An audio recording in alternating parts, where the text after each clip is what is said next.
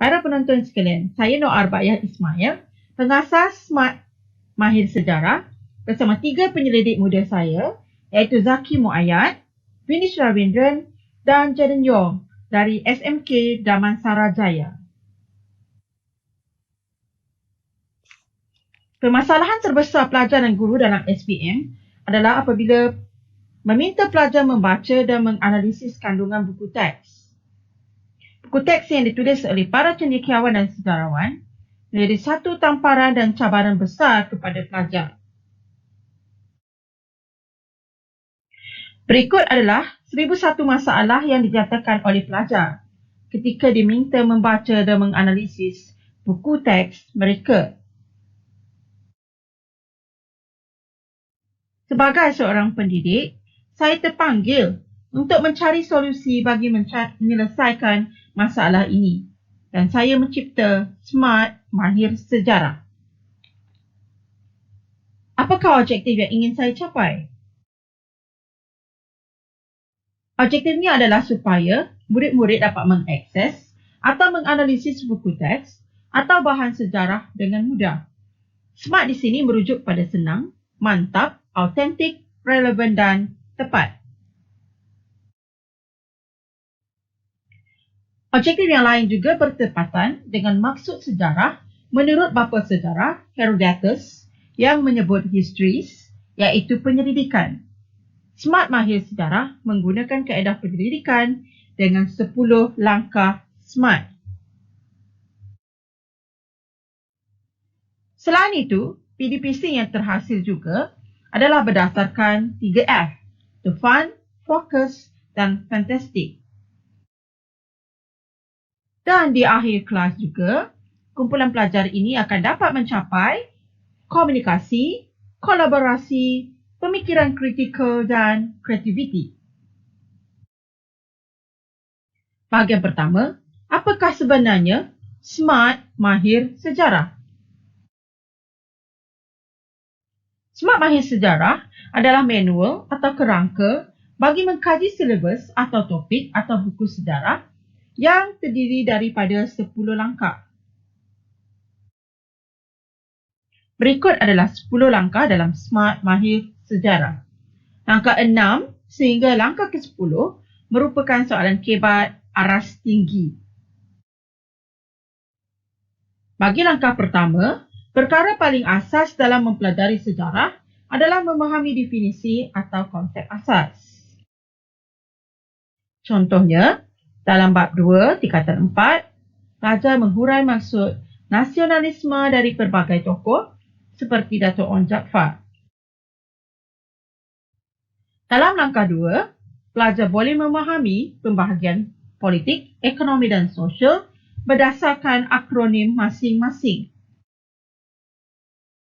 Politik, PUT, iaitu pentadbiran, undang-undang, tentera atau keselamatan dalam negara. Ekonomi, iaitu WAPIBA, yang berdasarkan wang, insurans dan bank. Sosial, PIBA, yang merujuk pada pendidikan, budaya dan agama. Dalam langkah 3, penulisan yang tepat mestilah menghubungkan fakta plus huraian 1 plus huraian 2 dan plus contoh. Dalam langkah 4 pula, boleh mengenal pasti fakta berdasarkan bidang politik, ekonomi dan sosial. Langkah kelima, pelajar boleh membuat perbandingan iaitu mencari persamaan atau perbezaan fakta dan huraian. Langkah keenam, mereka dapat menganalisis tokoh, monumen, dokumen, foto sebagai bahan bukti peristiwa sejarah.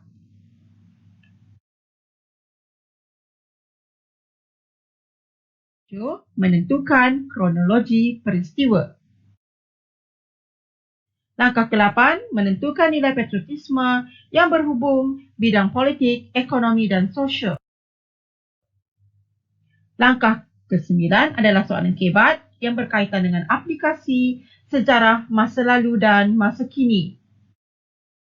Dan langkah ke-10 adalah juga soalan kebat aras tinggi yang memerlukan aplikasi, analisis dan sintesis.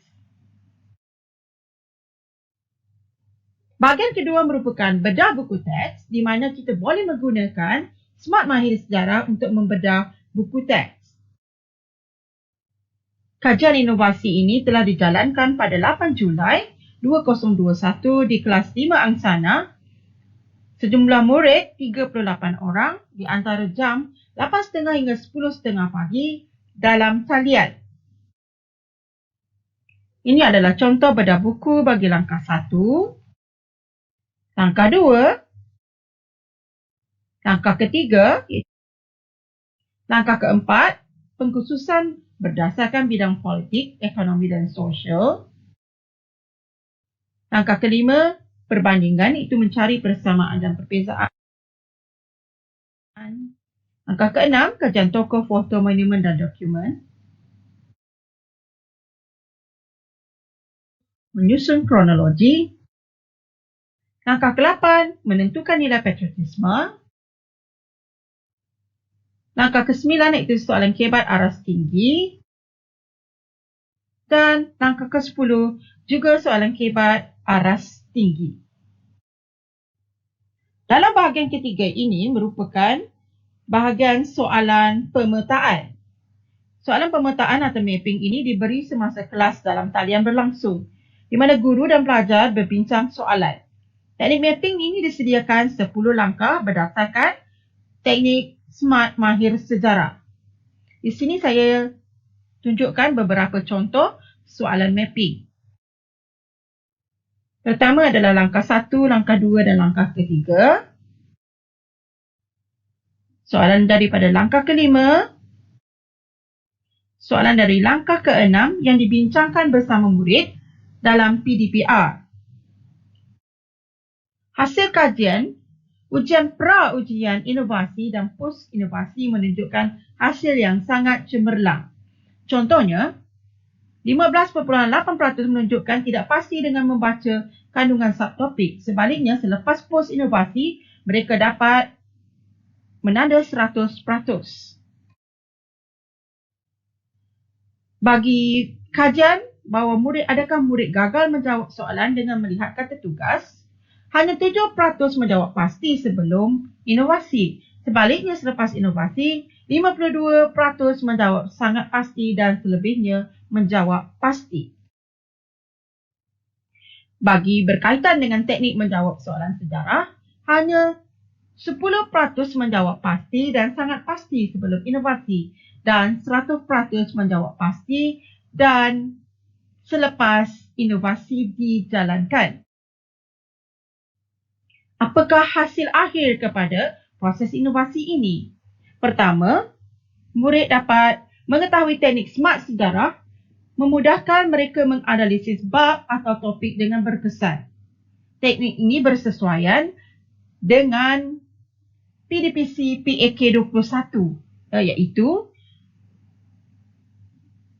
belajar dengan koheren, dinamik dan efektif. Dan mereka dapat menyelesaikan soalan pelbagai aras dengan berkesan. Hal ini juga bertepatan dengan teori bapa sejarah Herodotus yang menekankan penyelidikan. Penyelidikan 10 langkah ini memberi peluang guru murid menganalisa, menyelidik, menyiasat suatu bab dengan kapasiti penuh penggunaan buku teks. Kajian ini juga memberi kecenderungan kepada murid memahami keadaan masyarakat dan negara dan sejarah dunia hasil penyelidikan mereka sendiri dengan kaedah PDPC yang relevan. Smart ini juga menghasilkan konsep 3F iaitu fun, fokus dan fantastic, dan gabungan teknik pemetaan memudahkan murid menjawab soalan menggunakan konsep fakta, hurai, dan contoh. Dan seterusnya, gabungan PAC 21 menghasilkan suasana 4K iaitu mereka dapat berkomunikasi, berkolaborasi, menghasilkan pemikiran kritikal dan kreativiti.